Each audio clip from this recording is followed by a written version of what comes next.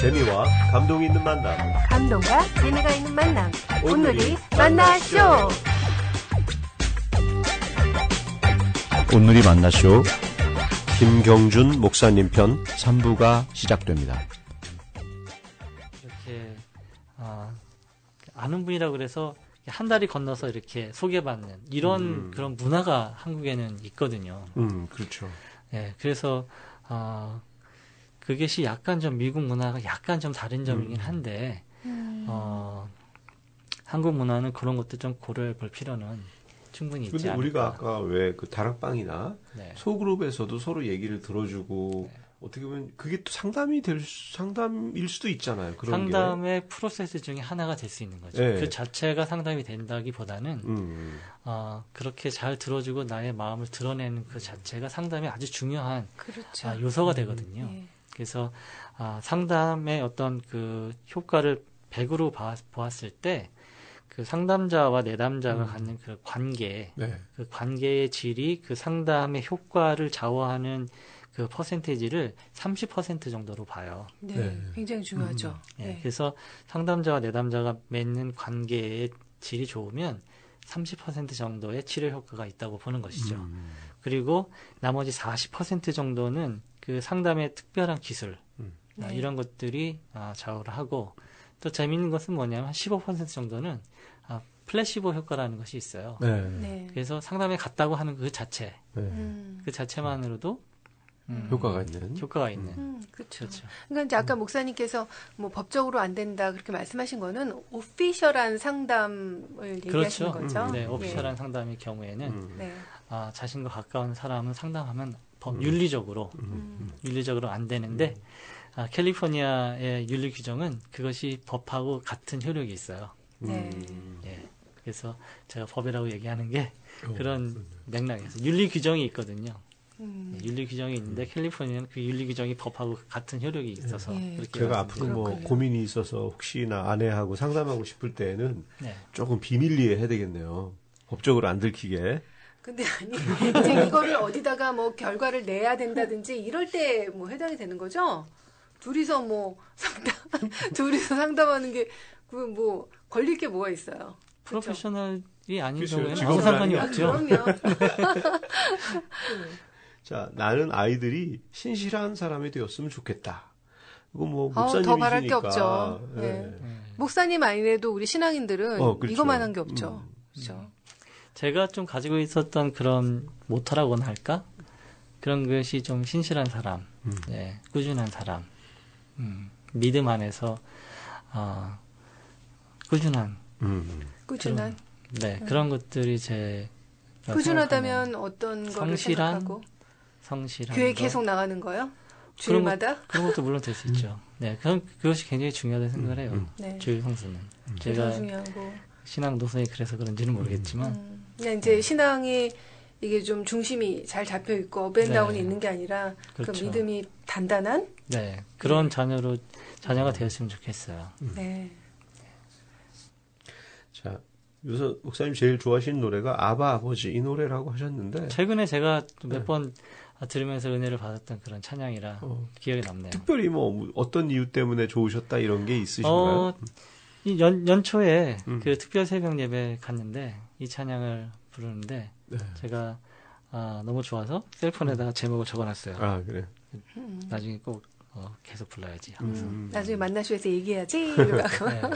그래서 가끔 이제 저는 이렇게 라디오 방송을 이렇게 들으면서 가끔 이렇게 좋은 찬양이 있고 또 부르고 싶은 찬양이 있으면 제가 메모를 이렇게 셀폰에다 메모를 해요. 네. 예. 네, 그래서 그걸 같이 이제 구역 모임에 가서 부르기도 하고.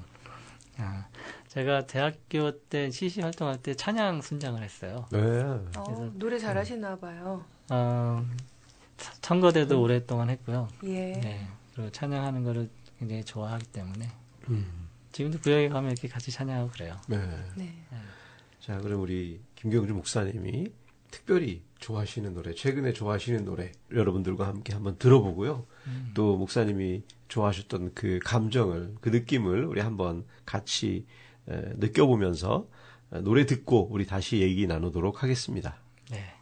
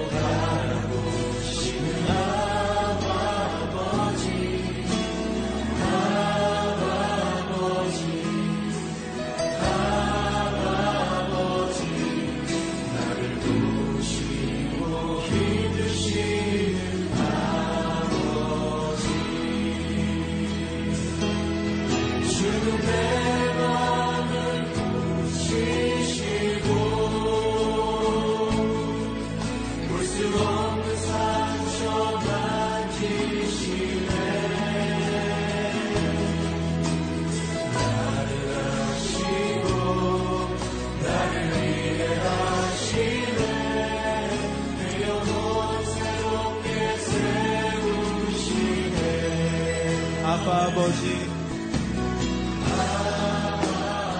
나의 오늘 주께 부탁드립니다.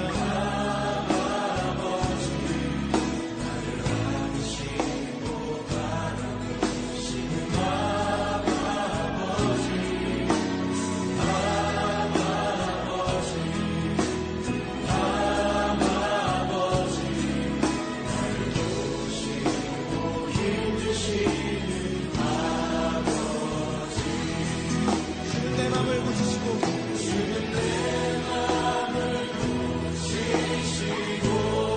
아멘.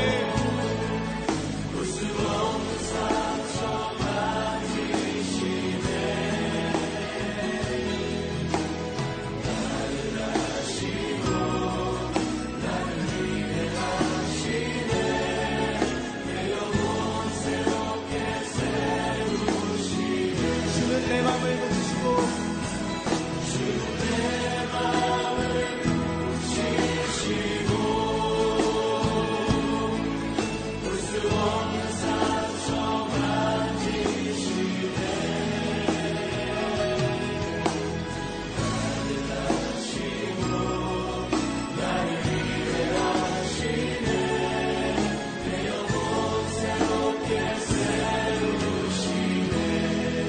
다시 한번 이 노래를 부를 때는 옆에 있는 분과 함께 불렀으면 합니다.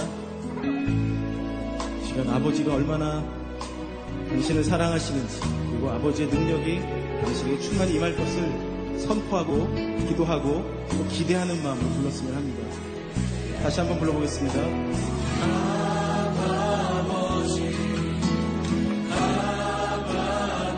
너를 안으시고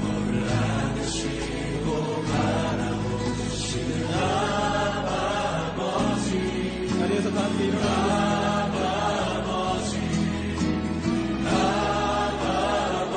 너를 도우시고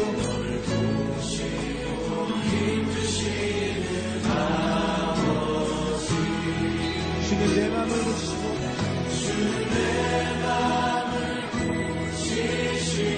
아멘.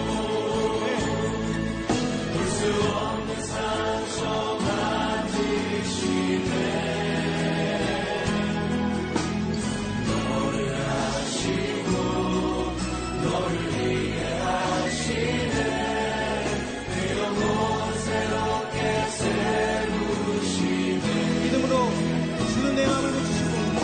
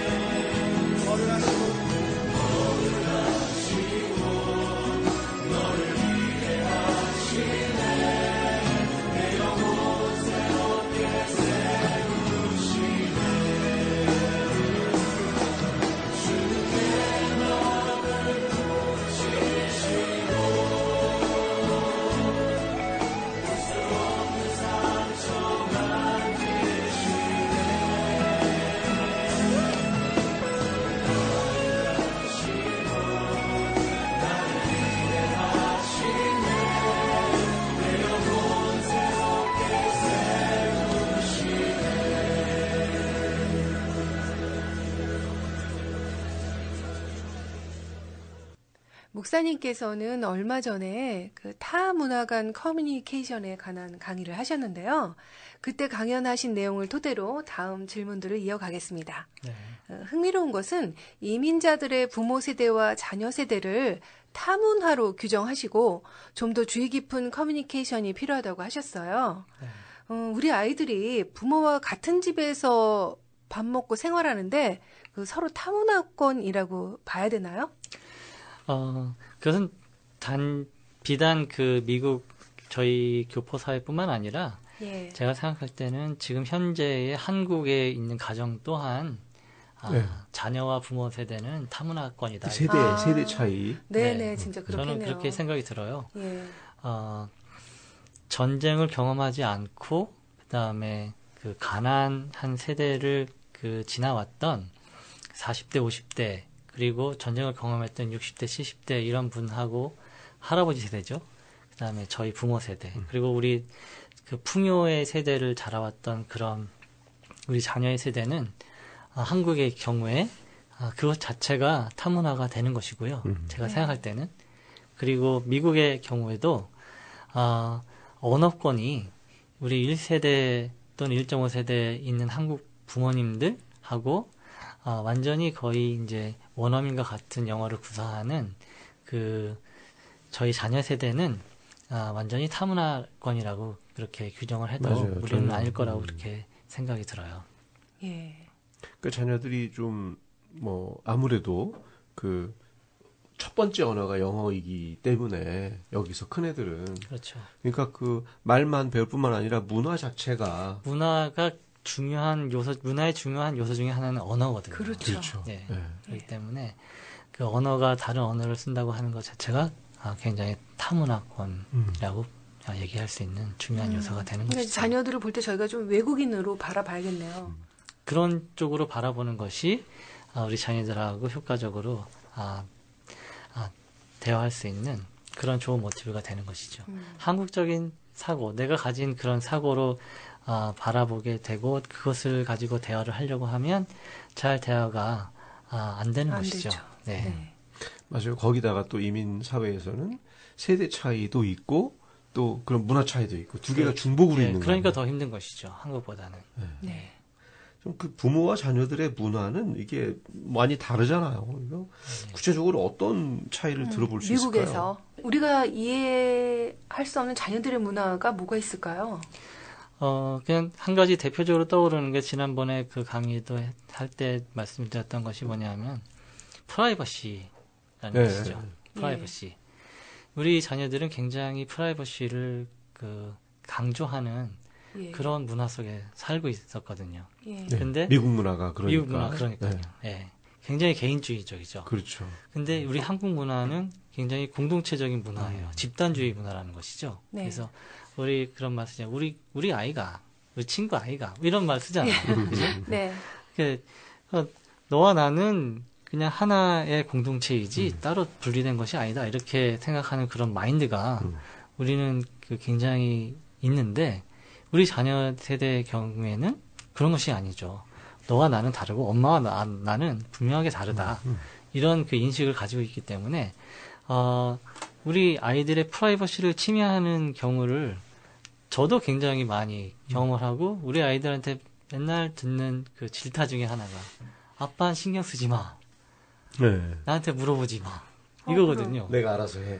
그 너무 버릇없는 거잖아요.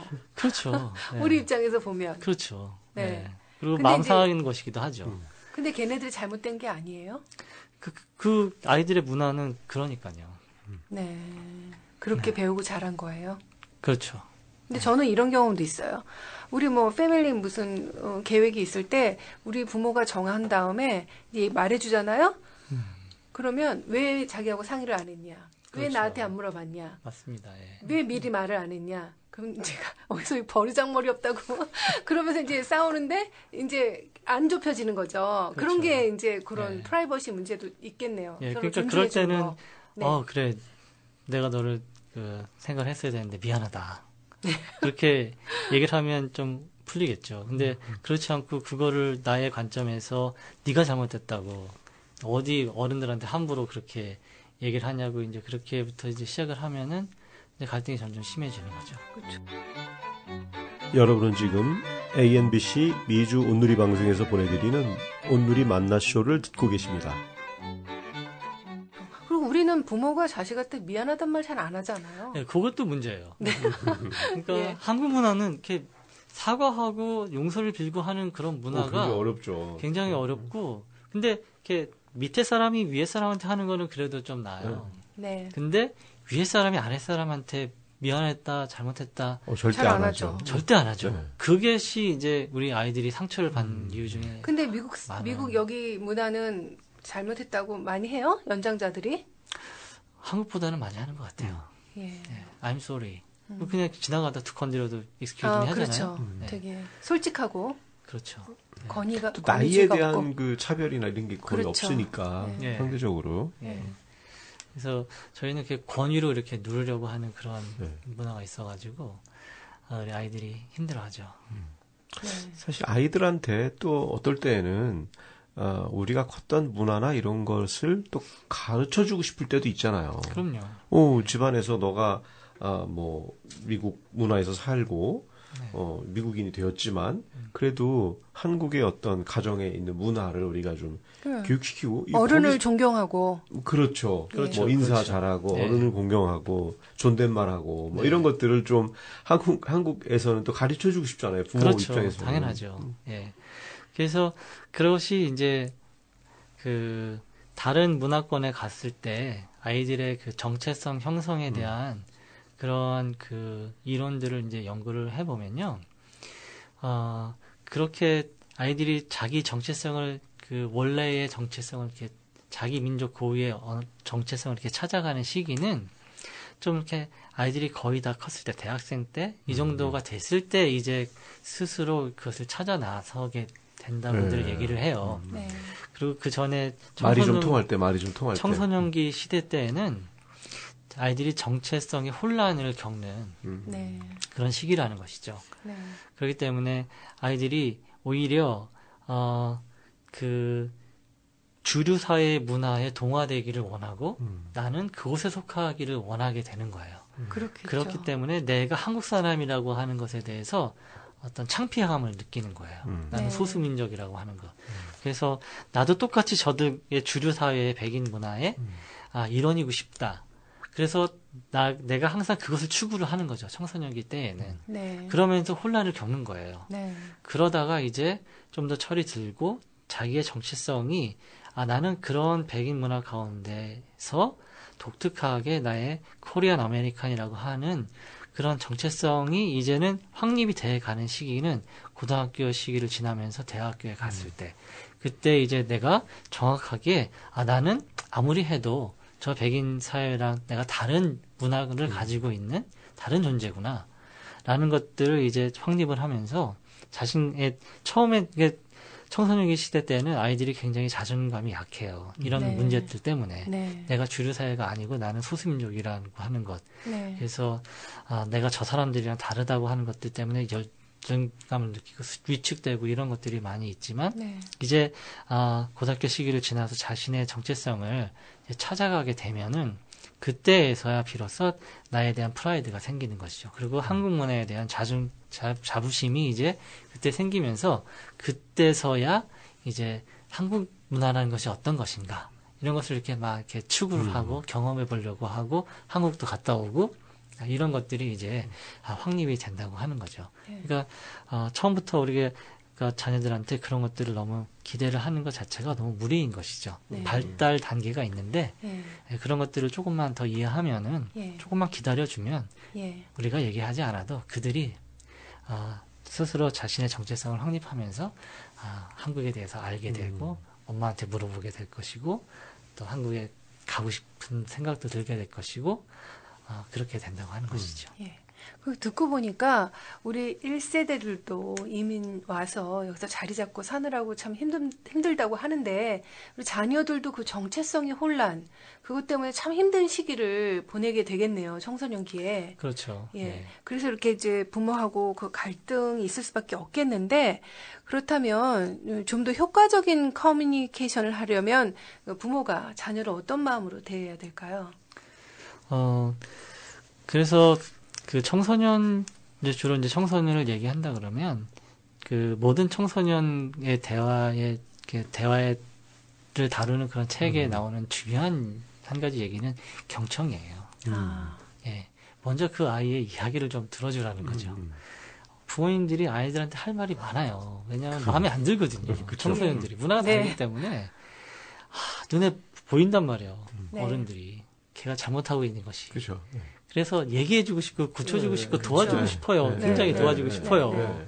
이게 우리가 쟤네를 미워해서 한 것이 아니고 진짜 좀 이렇게 좀 더 잘할 수 있는데 내가 좀 이렇게 도와주면 예. 잘할 수 있는데라는 생각이 왜냐면 있으니까. 잘못될 것 같아서 놔두면 그렇죠. 너무 조바심이 나는 거죠. 네. 이제 그런 것들이 있어서 이렇게 자신의 이야기를 먼저 이렇게 하고 싶어 하지만 그 아이들이 우리 얘기를 듣기 위해서 그 프리레퀴짓이라고 하죠. 이 영화에서는 미리 선행학습이 있어야 된다라는 네. 것처럼 그 아이들의 이야기를 들어주고 난 다음에 많이 들어주고 난 다음에 예. 그 다음에 할 말을 해야지 되는데 네. 그 들어주는 게 잘 안 되는 거죠. 근데 애들이 말을 안 할 때는 어떻게 해요?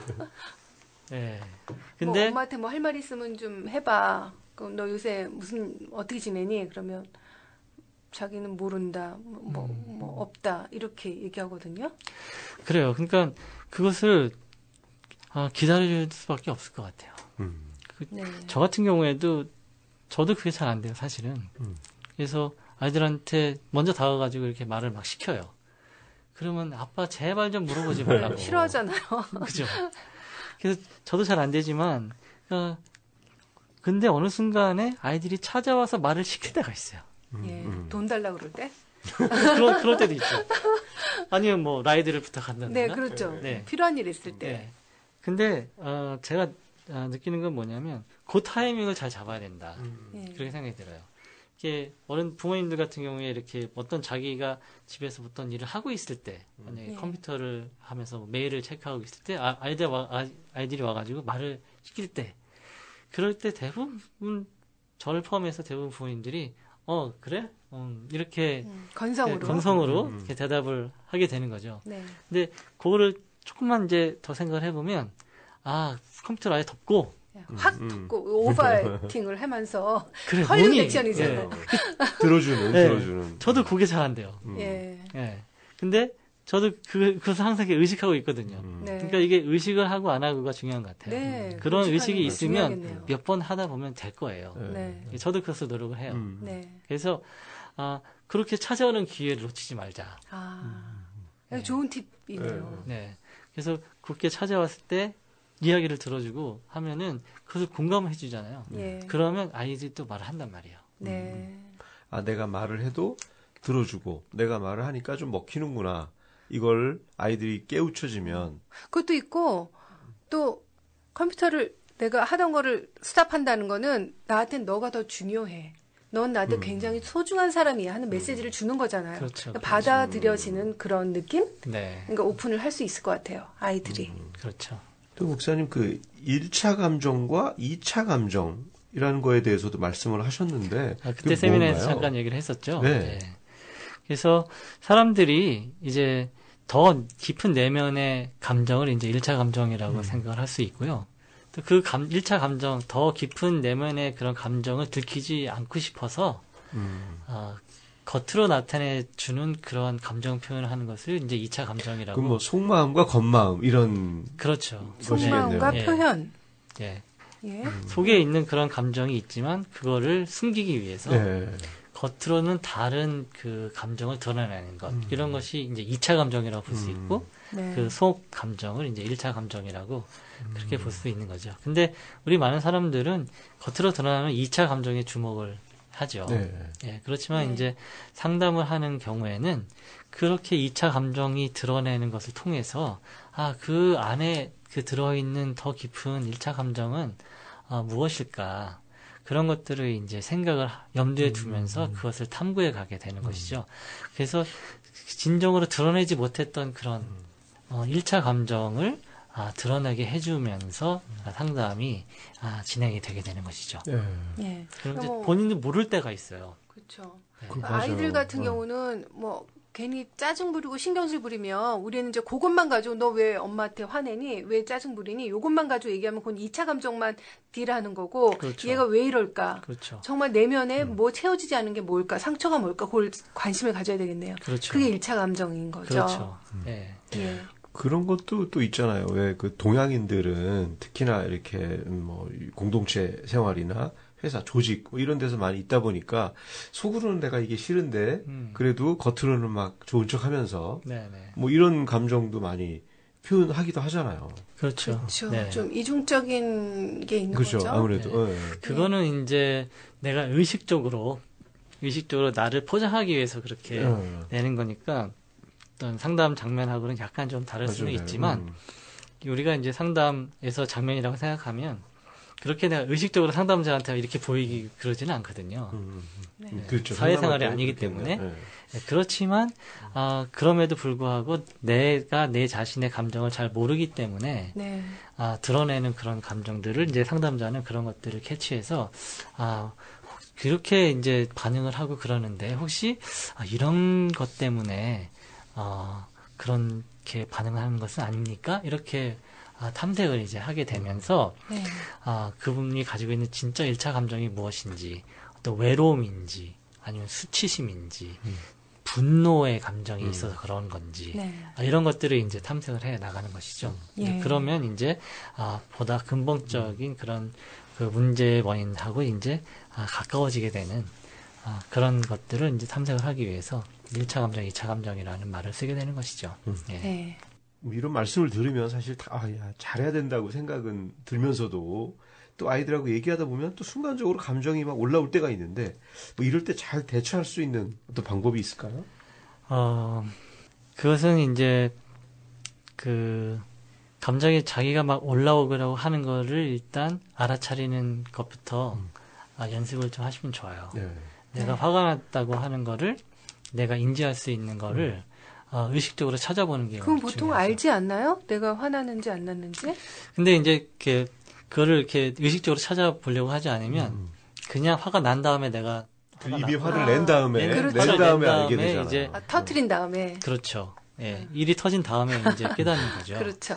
근데 이제 그거를 이 분노를 컨트롤하는 거를 이제 좀 숙달을 하기 위해서는 내가 화가 날 때 어떻다고 하는 거를 좀 깨달아가는 것, 그것을 배우는 신호를 것이 눈치를 채야 되겠네요, 본인이. 예, 그런 것들이 중요한 것이죠. 네. 그래서 내가 화가 나면은 일단 말이 없어지고 아니면 주먹에 힘이 간다든가 아니면 이를 꽉 깨물게 된다든가 아니면 얼굴이 빨개진다든가 뭐 하는 그런 신체적인 그런 반응이 반드시 있게 돼요. 네. 그것은 이모션이라고 하는 그 개념이 이제 거기서 등장을 하는데 이모션이라고 하는 건 필링하고 좀 다른데요. 네. 그 이모션은 항상 그 육체적인 생리적인 그런 반응을 동반하게 돼 있어요. 네. 예. 그런데 분노의 경우에는 앵거는 그 이모션이기 때문에 신체적인 그런 반응과 항상 동반돼서 나타나게 돼 있거든요. 그렇기 때문에 이 앵거를 컨트롤하는 그런 훈련에 있어서는 내가 앵거가 나게 되면 나의 신체적인 반응이 어떻게 되는가, 내가 땀을 뭐 흘리게 목소리가 되는 커진다든가, 게, 그렇죠. 점점. 목소리 톤이 올라간다든가, 아니면은 주먹지고, 아니면은 이를 악물고, 그렇게 되는 반응을 깨닫게 되는 게 중요한 거죠. 그래서 이런 것들을 하기 위해서는 좀 남의 도움을 좀 받는 것이 중요해요. 네. 가족들한테 야, 내가 화가 나면은 우리 아이들 같은 경우에 만약 예를 들면은 아빠가 화가 나게 되면 아빠가 어떻게 변하니? 물어봐요? 이제 그런 걸 물어보는 거죠. 예. 그러면 아이들이 아빠가 화나게 될 때는 이렇게 되는 것을 나는 잘 모르는데 다른 사람은 알아요. 그래서 흔히 저도 이제 가끔 듣는 얘기가 아이들한테 아빠 화났어? 이렇게 미리 감지하고 아이들이 제가 미처 생각하기도 전에 아빠 화났어라고 물어보는 경우가 가끔 있어요. 네. 그 얘기는 뭐냐면 내가 그 신호를 보냈다는 거죠. 네. 내가 화가 났다고 하는 내가 화날 때의 모습을 아이들이 기억하고 있다가 비슷한 모드로 가니까 이제 그것을 아이들이 캐치를 하게 되는 거란 말이죠. 네. 그러니까 그런 것을 보면은 분명히 다른 사람이 나보다 먼저 캐치를 할 수 있다고 하는 것이죠. 네. 그렇기 때문에 그런 사인을 먼저 알아차리도록 훈련을 좀 하시면 도움이 되고 그리고 다른 사람에게 부탁을 해서 화가 날 것 같은 그런 무드가 되면은 네. 알려달라고 미리 부탁을 하는 경고를 거죠. 줘서. 네. 그래서 알려주면 예. 거기에서 인터랙션을 멈추는 거예요. 예. 그러니까 내가 이제 화가 날 것 같으니까 니네들이 조심해가 아니고 내가 조심하는 거예요? 그러니까 그 가까운 사람들 같은 경우에 인터랙션에서는요. 예. 가족끼리라고 하면은 예. 그 미리 얘기를 해가지고 네. 우리가 아빠가 만약에 화가 난 경우가 되면은 서로 만나는 거를 중지하고 1시간 뒤에 다시 만나자. 네. 그리고 나서 헤어져 있다가 네. 다시 만나서 얘기하자. 이런 네. 것들을 미리 규칙으로 예. 이렇게 정해놓는 게 중요해요. 그래서 네. 왜냐하면은 가라앉힐 시간을 좀 가져야 되네요. 네, 그것은 왜냐하면은 우리가 이제 화가 나게 되면은 뇌에서 콜티졸이라고 하는 호르몬이 분비가 돼요. 그 콜티졸 호르몬이 분비가 되면은 우리가 논리적으로 생각하고 이성적으로 생각하는 그런 브레인 패스웨이가 블럭이 되거든요. 예. 그것은 하나님이 우리에게 주신 특권이라고 해야 되나, 은총이라고 해야 되나 이런 거예요. 그것도요. 왜냐하면 스트레스를 받게 되면 우리가 우리 몸을 보호해야 되기 때문에 어떤 위급한 상황이 닥쳤을 때 스트레스를 받는 거거든요. 내가 화가 난다고 하는 얘기는 뭔가 나에게 지금 언페어한 그런 일이 벌어지고 있다든가 네. 아니면 누가 나를 스트레팅한다든가 네. 이런 상황이기 때문에 그것도 보호 기능 중에 하나네요. 그렇죠. 그래서 하나님이 우리에게 주신 그 보호 기능 중에 하나예요. 그래서 그런 그 호르몬의 레벨이 올라가게 되면 내가 긴장을 하고 그 다음에 논리적으로 생각하는 거는 2차로 되는 거예요. 그 위급 상황을 빨리 벗어나기 위해서는 내가 내 감정이 이끄는 대로 빨리빨리 가야 되니까. 처신을 해야지. 내가 뱀을 봤을 때는 내가 빨리 도망가거나 아니면 킥 하서 뻥 차버린다든가 그렇죠. 하는 이런 반응을 빨리 하기 위해서는 호흡도 빨라져야 되고 그냥 그 심장에 피도 많이 공급돼서 얼럿이 이렇게 되어야 되기 때문에 그런 것들을 역할을 해주는 것이 콜티졸 호르몬이 그런 역할을 해주는 거거든요. 네. 근데 그 호르몬이 그 레벨이 혈액에서 반으로 줄어드는 시기가 반감기라고 핵 반감기라고 뭐 그런 말 쓰잖아요. 뭐 수온에 걸린다 막 그런 얘기를 하잖아요. 이 콜티졸 호르몬의 그 레벨이 반으로 줄어드는 그 타임이 얼마냐면 45분이에요.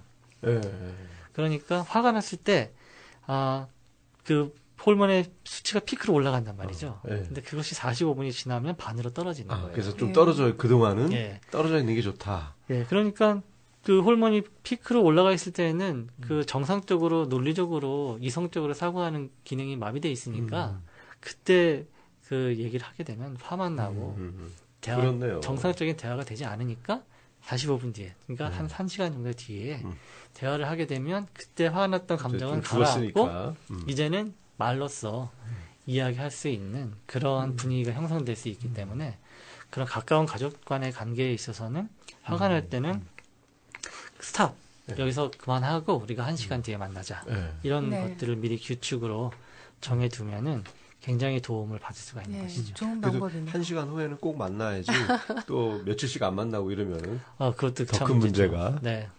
그러네요.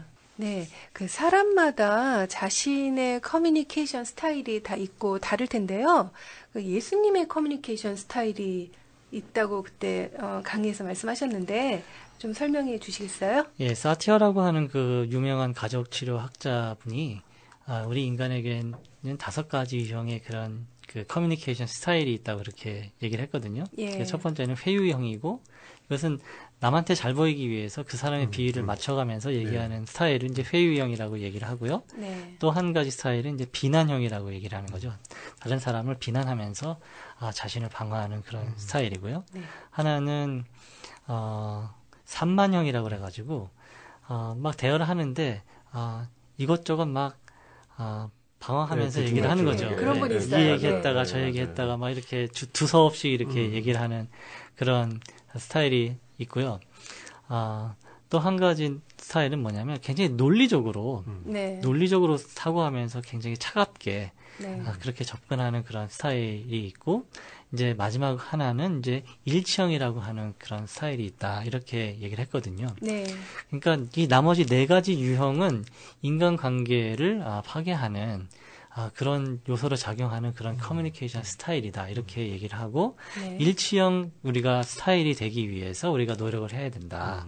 커뮤니케이션에 있어가지고 자신의 비난하지 않고 또는 자신을 숨겨가면서 다른 사람을 비위를 맞춰가면서 얘기하지 않고 그리고 두서없이 이야기하지 않고 네. 어떤 그 감정이 없이 그냥 논리적으로만 그렇게 얘기하지 않은 것.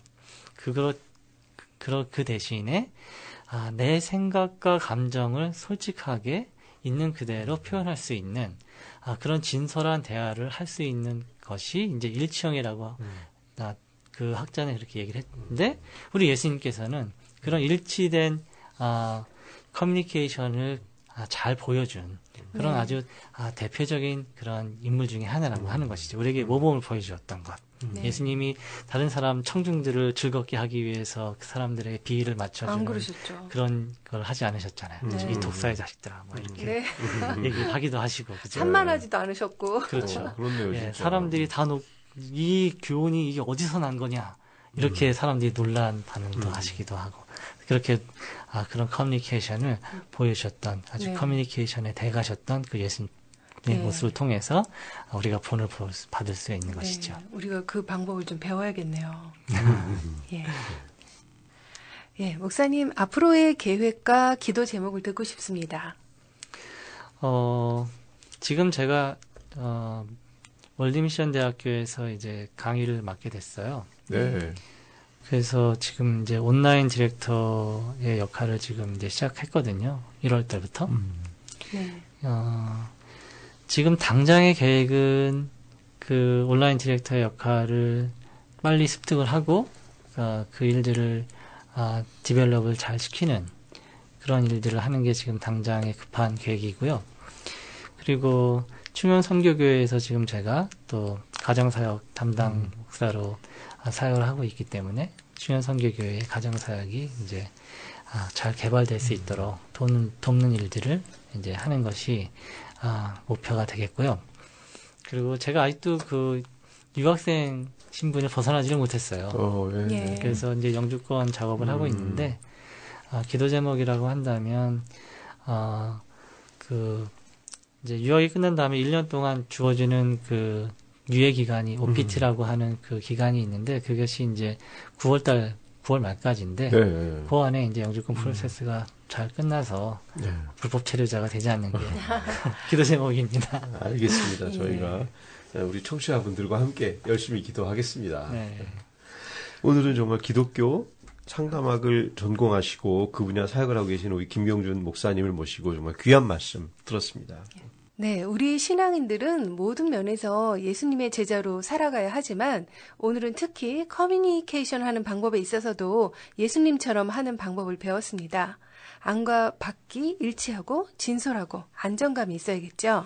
네, 사람마다 그 굳어진 커뮤니케이션 스타일이 있기 때문에 이것도 오랜 훈련을 통해서 예수님을 닮아가고자 하는 노력이 필요할 것 같습니다. 네, 예수님이 가신 그 길을 기쁘게 따라가는 저와 여러분이 되시기를 소원하면서 오늘 저희는 여기까지 하겠습니다. 네, 오늘 목사님 나와주셔서 정말 감사합니다. 예, 감사합니다. 감사합니다. 네. 네, 지금까지 재미와 감동을 전문적으로 전해드리는 온누리 만나쇼의 제임스 장, 크리스틴 장이었습니다. 청취자 여러분, 다음에 또 만나요.